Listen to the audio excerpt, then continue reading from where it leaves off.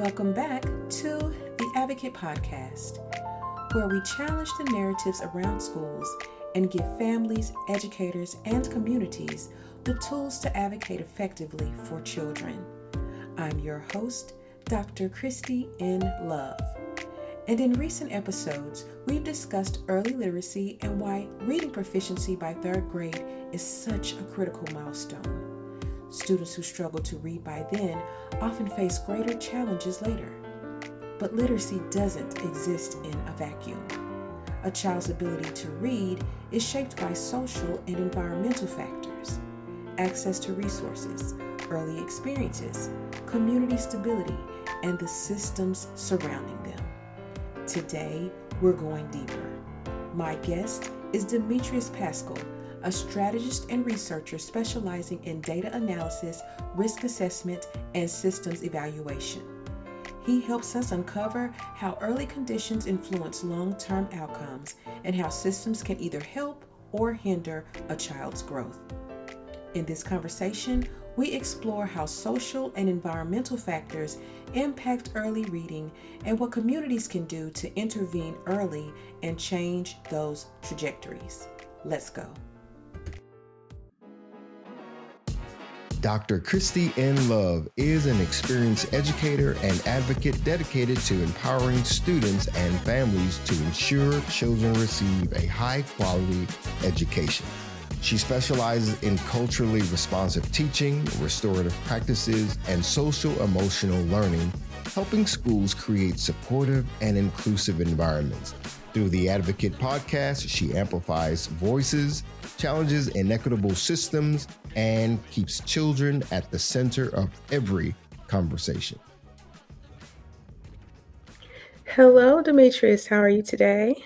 I'm great. Good afternoon. How are you? I am well. I want to welcome you to the Advocate Podcast. So glad you could join us today. Thank you. My pleasure. Thanks for having me. Yes, we have a very important conversation to have today. So, for my listeners who may not be familiar with your work, can you briefly explain your background and how you became interested in analyzing at-risk environments and behavioral forecasting? Okay, sure. So I guess I would say that I've spent my life navigating, I would say, the gray space. That's between like safety and system failure. And my background isn't just one thing. It's multifaceted. It's a composite of being a father, a researcher at UAB, research fellow, an educator, and a practitioner who has worked alongside the Secret Service, FBI, Bureau of Prisons, and other governmental agencies. And I founded Deeds Corp, which is my company, because I saw a fatal flaw in how we handle risk. It's more reactive instead of being proactive. And essentially, I developed the Pascal theorem, which is a variable-based regression algorithm, or SAS, if you will, to move from guessing to forecasting. So in this instance, in education, it was a variable-based regression algorithm that has the capacity to forecast the likelihood of, say, an at-risk student to engage in behaviors that may lead to a suspension, an expulsion, or an arrest. And so we look at data not to label the child, but to humanize the statistics and intervene before predetermined outcome becomes a headline. So in this space, it's more prevention and behavior, where those two things, both prevention and behavior, are king. Does that make sense? Indeed. I like that you have all these different perspectives and that they feed your work. Yes. And as I study your work, I see that you often talk about identifying and forecasting risk within systems. When Yes. we apply that lens to education, what are the earliest indicators that a child may be at risk academically or socially? Okay, I would say in the RIBUS framework, which is what I do, and that's an acronym for your Risk Index and Behavior Intelligence Score. That's your scoring system. In that framework, we look for, I would say, leakage or problems. I would say academically, it's not just a low test score, because people, students have a tendency to bump those up, but it's the avoidance of the task, what's actually a part of that ecosystem.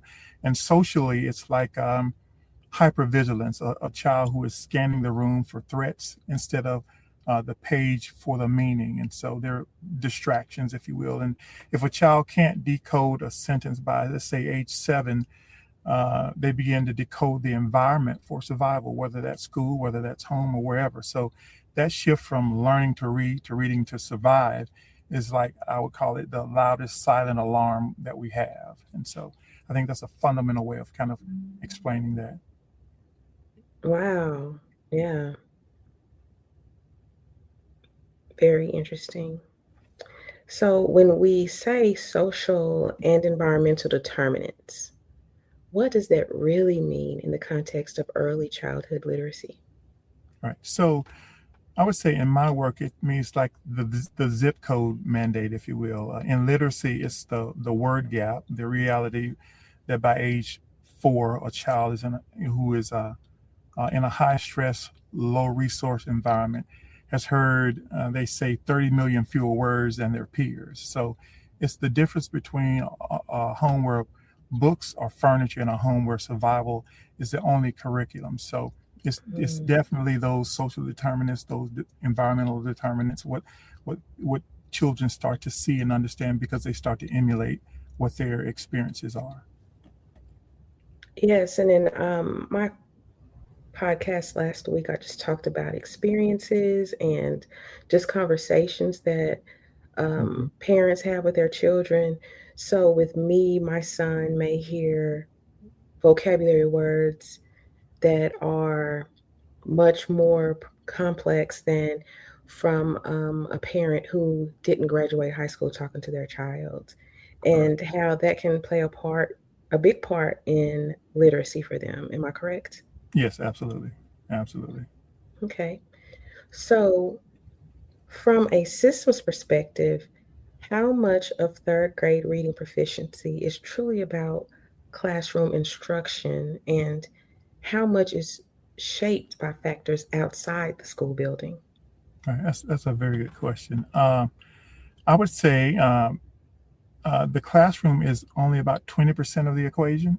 Mm, And that's in my view. I'd say if a child arrives at school in, let's say, a cortisol fog because of, let's say, domestic volatility or housing instability, the best teacher in the world is fighting a losing battle against biology, if you will. So you can't teach phonics to a brain that is stuck in fight or flight mode. And a lot of times these kids come to school, they may come in and may have their head down. And I guess when you're looking at the initial impulses, they're lazy or something, or whatever. But what they don't realize is that child may have been up late due to gunfire the previous night, mhm, mhm, or it could be a nutrition thing. Let's say, for instance, they've been eating sugary cereal. A lot of these kids, they're very codependent on eating at school, but sometimes when they get home, they may eat cereal or eat something that's not of a great nutritional value. And so essentially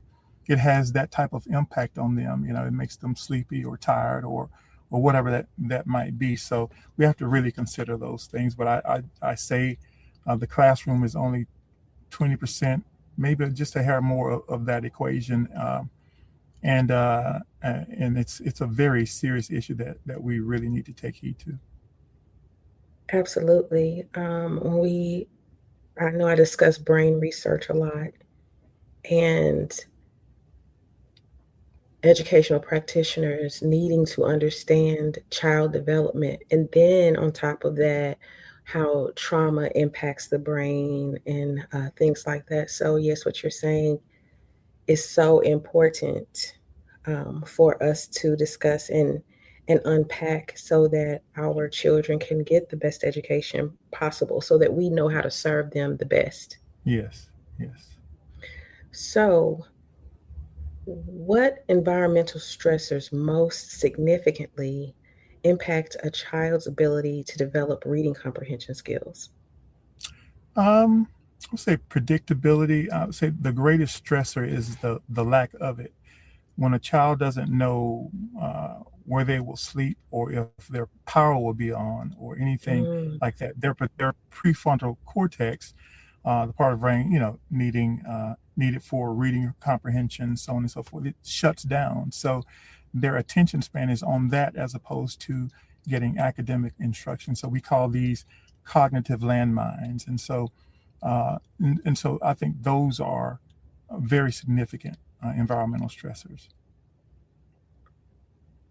Yes, and I wonder how often adults think about how our own minds wander when we have certain stressors. We haven't eaten or haven't had our coffee. That's a big Right, joke right, among adults. Oh, I haven't had my coffee this morning. right. And we know how it impacts us, Mhm. but do we allow that same grace and understanding towards kids who have what we may consider insignificant, or we even know could be major things that's impacting their thinking in the school space?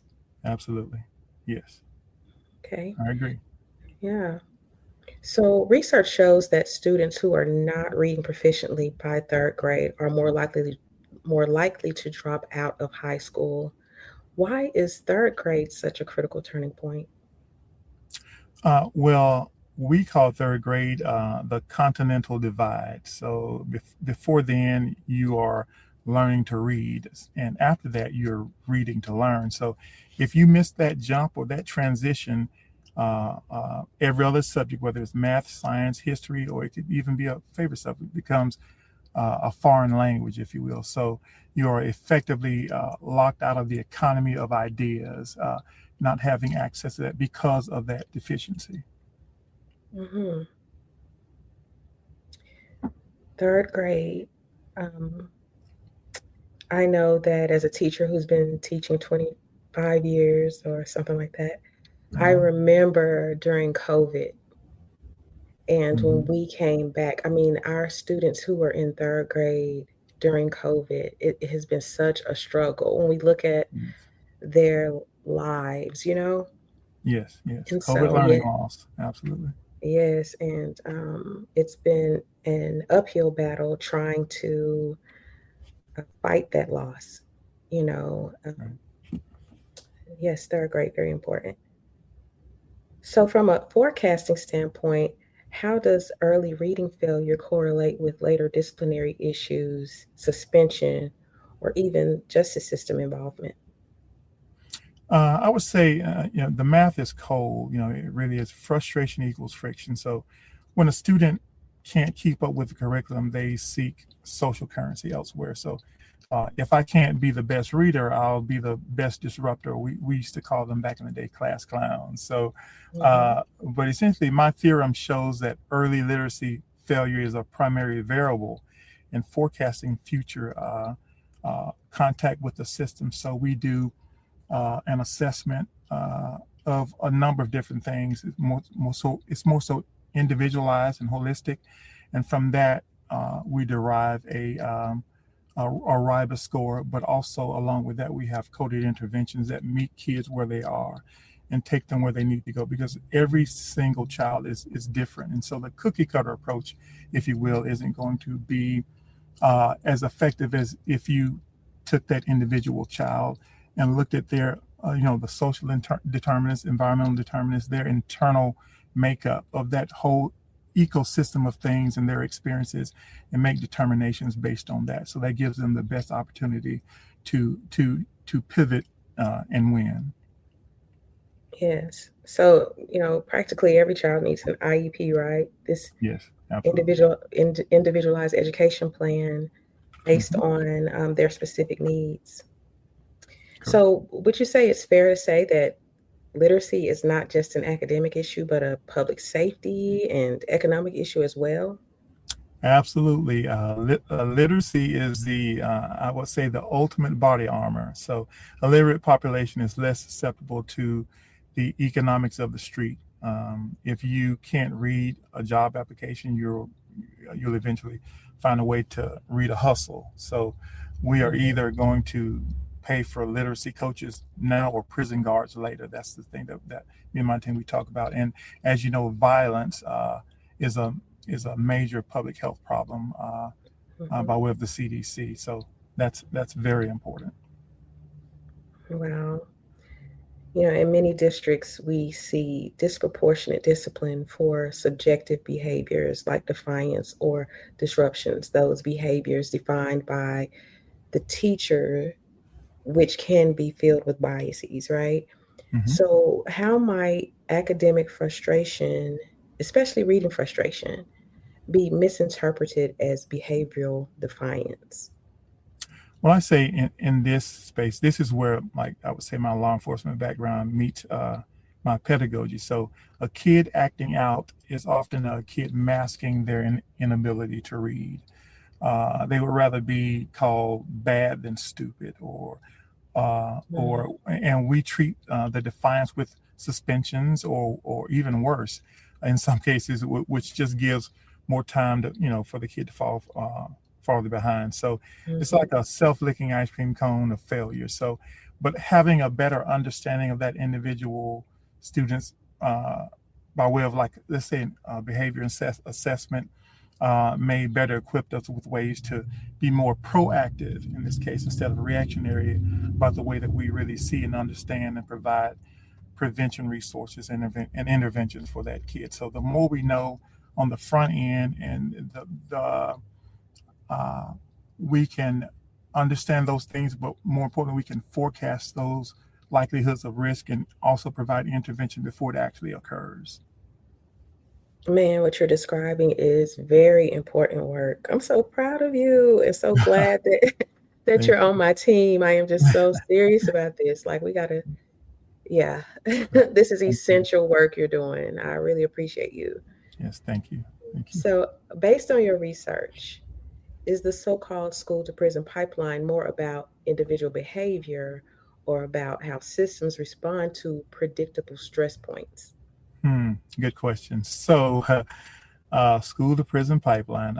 I would say it's a design flaw that Mhm. we can improve. So the pipeline isn't a fluke. It's a predictable output of a system that I would say prioritizes compliance over comprehension. So when we respond to academic trauma with law enforcement style discipline, we aren't stopping a pipeline. We're actually just basically building the plumbing, if you will. And Mhm. if we if I just think we must ask ourselves if we're really working to cure the root cause, and if we look at it from this purview now, I don't think so. I think there's so much more that can be done to uh, to cure what the issues are. And we have there's a canvas out there, and we have a blank canvas, and I just truly feel that a whole lot more can be done collectively. Also, not pushing anyone out, but making Mhm. a more of an intelligence-led way of approaching it, and going from there. Indeed, indeed. So, if you were advising policymakers, what upstream interventions would you prioritize to prevent negative downstream outcomes? I prioritize intelligence-led literacy. As I was kind of alluding to, we need to, as I would say, literally first responders. Say, if not just coaches, but Mhm, trauma-informed specialists who mhm, really understand the neurobiology of poverty, and how education is applicable to that. But and I would say that we need to fund, say, home library initiatives that treat a lack of books like it's a lack of clean water. We have to mm, uh, we could use an upgrade in our literacy ecosystem to indoctrinate our children early on. So really making it a priority early on. I can recall when before I started kindergarten in my house, my mom made sure that all of us could count to from 1 to 100. We knew how to write our name. We knew our addresses. Just some timetables that but we often heard that. So these were our indoctrination protocols. So if you grew up in my mother's household, you were prepared. She wants you to have two pencils sharpened and everything. And so I just feel like that type of pedagogy, that science, that form of responsibility and indoctrination will change things uh, uh, very significantly. I should say. I wouldn't say what percentage, but know that it will definitely have a significant impact on the lives of children. I wonder if in universities that are preparing these literacy coaches or the programs that are preparing these literacy coaches, if they even consider the trauma informed support that you're providing. I know that I was an interventionist at a school and I had to go through this training, and none of that was a part of it. It was all about decoding and repetition and, the literacy terms, but not um, the brain research behind it. And I wonder if there are programs that prepare educators to go into the workspace knowing that, or if this is another place for you Right. to get involved and share your expertise to build these spaces for these experts. Right. Well, I'd be delighted to. Yeah. Yes, I think you're needed, sir. Thank you. Okay, so how should communities rethink literacy investment if we truly see it as prevention rather than remediation? I think we need to stop viewing it as like an education budget, and Hmm. start viewing it as like a systemic risk mitigation fund. Investing in a first grader's vocabulary is a capital expenditure that prevents a liability 10 years down the road. So uh, forward thinking, really taking it seriously. And I think that would be the first uh, order, the first order of importance. Hmm. And as you're saying all this amazing stuff, and I'm thinking about my work, I wonder how much of this is intentional towards certain populations, but we'll talk about that later. Okay, sure.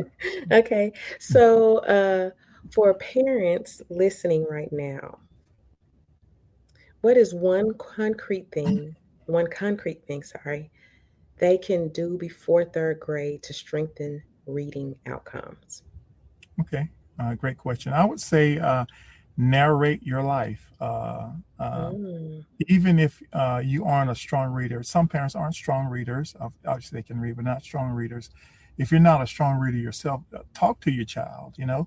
mhm, Talk to your child. Make it. I know it was important for me to have conversations with my child. We were gonna every day. We're gonna at least spend 45 minutes of time talking, whether that was for dinner or just having that conversation. So you can describe the grocery store, the street signs, the weather, and you're building their like an oral vocabulary or something like that, mhm, so that when they finally see the word on the page, they have a mental hook, to hang it on. So, and children, they do what they see. So read, let them see you reading, mhm, encourage them to read, and most importantly, then ask them to explain what they read. So that's where you get into that reading comprehension space, because a lot of kids, they can read the words, but when you really process them, what is that passage or that paragraph or those sentences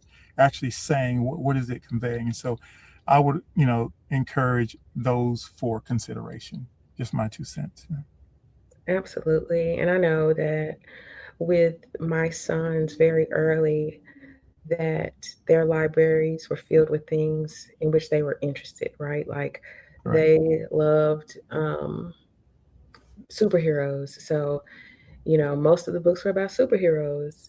right, right, But then, connecting that to real heroes, how can we stretch this? They're learning, but really early on, kids are interested in some yes, amazing things. And if we fill their vocabulary, their books with those things in which they're interested, it can only entice them to read. right, absolutely. And I really like that your perspective. The other thing that's is culturally relevant pedagogy and Hmm. information, like allowing children to read books that are relatable and identifiable. They're more prone to pick it up and read it again and really understand the dynamics and relate to it. So if they see characters that you do have some inner city kids who love Harry Potter and all these others, books like those. But if a kid in the inner city is reading about kids who do things that they do, or they may have friends that they can identify with that do those things, and talk about the things that actually happen in the inner cities, they're more prone to want to be more interested and pick that book up and continue to do that. So, yeah, for sure. Yes, absolutely. So, for educators, how can we better recognize when behavior is actually a literacy struggle in disguise? Hmm.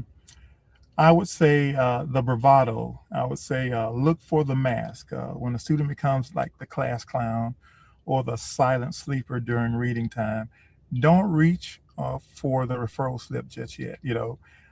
Reach for like a diagnostic tool. So ask yourself, is this a heart issue or a phonics issue? And Mm, usually it's the latter. So we really have to give, kids the benefit of the doubt, or create mechanisms or diagnostic tools that give us uh, an ideation or an opportunity to really take into consideration those things and look a little bit, further into the dynamics of that individual child. yes, and it seems easy to me because, I know the class clowns, right? It seems easy to me to be able to take the child to the side and we talk about some things and even do some reading diagnostic to find out what the issue is. It seems so easy, but it appears so difficult in the system, you know? Right. Right. So if we changed how we approach early literacy over the next decade, Oh, wow. what what long-term societal shifts could we realistically see? I personally think that we would see a massive de-escalation in the justice system. I really do. Mm, That's literacy it's a big deal. I think we'd see a workforce that is adaptable rather than replaceable. If we solve mhm. literacy, I say we solve 50% of our recidivism problems before they even start.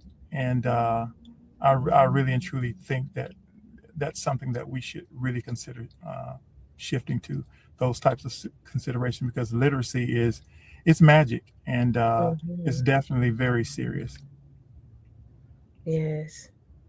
So what gives you hope in this space right now? I have a lot of hope. Data, I would say, because data is finally becoming human. People are starting to listen to the theorem or theories about this, and that we can actually see these outcomes coming and change them. So, the fact that we're even having this conversation through the lens of determinants, remember, social determinants, environmental determinants, Mhm. rather than bad kids, that moniker gives me hope for sure, most certainly. Yes, yes. And, as I talked about the intentionality about not fixing it within those schools that service traditionally marginalized students, right? I just think that's the perfect space. That's where we need your work. That's where we need my heart, Mhm. And I'm very hopeful that through this conversation and the work that we're both doing, that those who need us most will receive this, you know? Absolutely. Yes. So let's sum this up. Let's try to sum it up. I'm going to give you this tough question. Okay. Okay. If you had to summarize this entire conversation in one sentence, Oh, wow. what would you want policy I'll give you 2 sentences if you need it. Okay, so what would you want policymakers, educators, and parents to understand about third grade reading and life outcomes? Okay. So, why don't I do this? So I will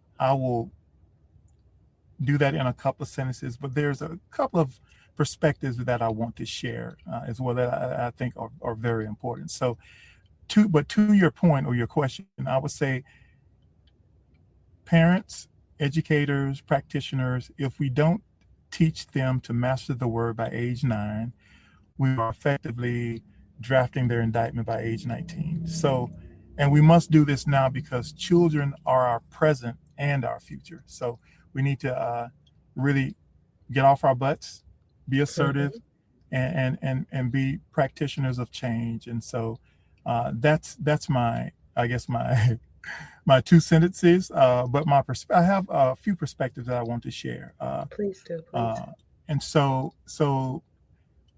firstly, the intelligence-led shift. Okay, so education must move away from, and this is just my 2 cents, from standardized testing and toward predictive analytics, treating a literacy gap with the same urgency as a national security breach, because it has Mm. a very serious uh, outcome. The lack of literacy, and so next, I would say the cognitive cost of chaos. Children in I feel that children in high risk environments aren't slow learners. I think they are high performance survivors. They're very Mhm. bright Mhm. and whose brains are simply optimized for the wrong environment. But once you give these kids, once you level the playing field and give them what they need, I have absolutely uh, no doubt that they can perform. Because the environments are king. What they see and what they understand, and their ability to learn and unlearn are very important. Thirdly, I would say the ROI of prevention, and I would say from a business executive's view, the return on investment for, let's say, a $50,000 or $100,000 literacy program uh, in first grade is exponentially higher than the $50,000 per cost of a prison cell in the 12th grade in Mm. juvie or on the adult side. Okay, so Mhm. we have to look at that. Let's call it the, I don't know, the 50-50 approach. Okay. Um, Mhm. Next is I would say alliance, a seamless alliance, if you will. Just as I've worked with the Secret Service to protect VIPs. I've been a partner with them for a number of years. Schools must work with community alliances to protect the VIPs of our future. And Mhm. those are our third grade readers, definitely our third grade readers. They're so important, so important. And not just being in third grade, but what happens prior to that, the K through 3. So, and lastly, I would say, and I'm being a little biased here, the fatherhood variable. Okay, Mm. a father's presence in the in the literacy journey isn't just about reading stories, because I have read so many stories to my daughter.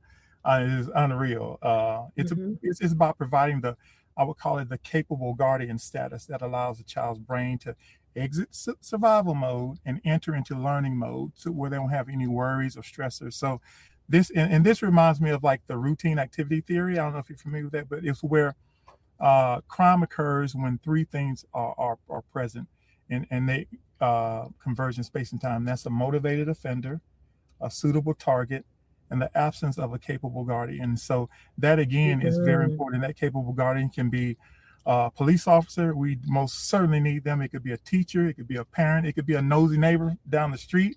It could be a best friend. It could be anyone that's available, to redirect those types of recalcitrant behaviors. Yes. And I just truly feel that fathers are so important. So shout out to all the great dads out there. Yes.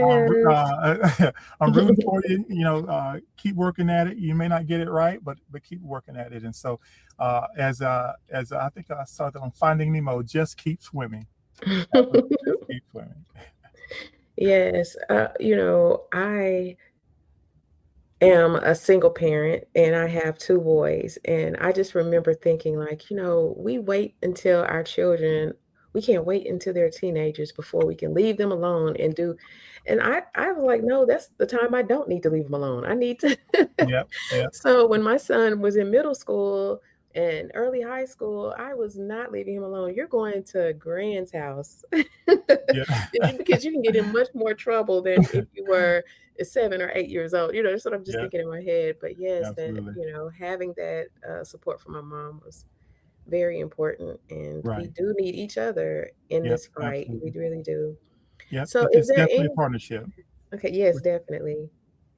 Well, is there anything you want to share with us about future endeavors or what we should be expecting from Mr. Pascal anytime in the near future? I got a few things brewing. A couple of things I can kind of maybe paraphrase. Can't speak too much about them, but I do. I'm working on uh, a K through 3 documentary. I'm in the planning phase of Mhm. that, so I'm excited about that. Really looking forward to working with the people and looking forward to working with you on that. For Yeah, sure. I'm here. I'm Uh, here. I also have a novel I'm going to be releasing this fall entitled Offspring. It's a hybrid novel and Pascal theorem pedagogy. So it basically uh, it takes the Pascal theorem, the whole analytics, and basically transitions it into more of a story-driven type of approach with a central character and the different environmental and social determinants that impact his life when it comes to. And this is a young African American male 14 years old, navigating through the inner city without a father. He has a deceased father and has a younger sister. So I'm using this platform to really talk about social determinants, decision making, choosing friends, how to deal with violence, challenges, those types of things, the things that kids can really understand and that they really have to uh, encounter, and these are real things, and so hopefully there's young men and women who will pick this book up and see something that's relative to them or relative to someone they know, and they can use it as a tool to do better, to be better, and maybe impact the lives of not just themselves but for others, and just basically sharing that information.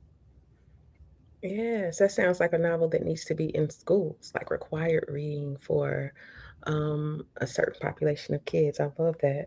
Right, Yeah. that'd be great. Thank you. Thank you. hmm Well, sir, I know that you are traveling and you took the time out to have this interview with me. I really appreciate you and look forward to you coming back and whatever other things we have that we can partner together. Um, Absolutely. Yeah. so I really appreciate you. Yeah, absolutely. And it's mutual. I really appreciate you, Dr. Love. Thanks for everything that you do. And thanks for having me. I'm looking forward to doing whatever I can to add value to what you guys are doing, or anyone for that matter. Anything to better the lives of these young people. Ditto, ditto, my brother. Okay, well, you have safe travels and I'll talk to you soon. Thank you. Take care. Bye. Bye. That was my conversation with Demetrius Pascal, and I hope it gave you as much to think about as it gave me. One of the biggest takeaways is that literacy isn't just an academic issue. It's deeply tied to environment, opportunity, and long-term outcomes.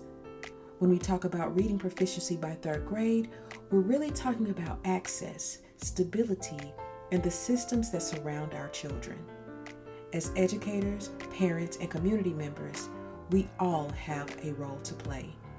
And when students struggle, academically or behaviorally, it's important to look beyond the surface and ask the deeper questions about what's really influencing their growth. If you found this conversation valuable, share this episode with a parent, educator, or anyone in our community who cares about the future of our children. Awareness is the first step toward meaningful change. Thank you for listening to the Advocate Podcast. And as always, keep asking the hard questions, advocate wisely, advocate boldly, advocate informed, because our children deserve adults who won't stop fighting for them. I'll see you next time.